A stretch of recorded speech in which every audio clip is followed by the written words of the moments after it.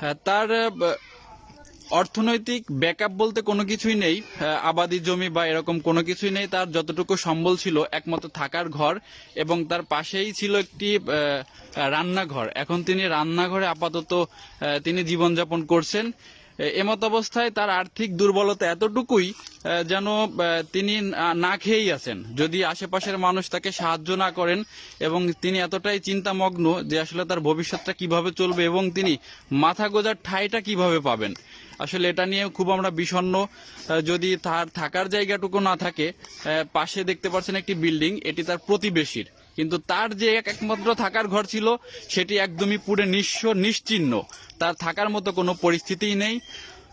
মানবতার আলো সংগঠন পাল্লাগ্রাম থেকে উদ্যোগী যারা আছেন, আমি তাদের দৃষ্টি আকর্ষণ করছি এই অসহায় মানুষকে তার একটু মাথা গোঁজার ঠাঁই যেন সে থাকতে পারে সেরকম একটু ব্যবস্থা করে দেওয়ার জন্য, বা কিছু আর্থিক নগদ সাহায্য প্রদান করার জন্য।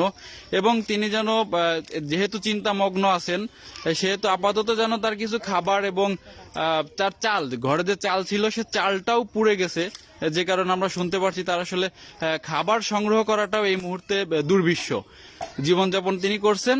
এজন্য মানবতার আলো সংগঠনের কাছে আমার করজোড়ে মিনতি, তাকে যেন কিছু আর্থিক নগদ সাহায্য প্রদান করা হয় এবং কিছু খাদ্য সামগ্রী কিনে দেওয়া হয়, যাতে সে সেই খাদ্য সামগ্রীর মাধ্যমে পরবর্তীতে তার জীবনটা সুন্দরভাবে নির্বাহ করতে পারে।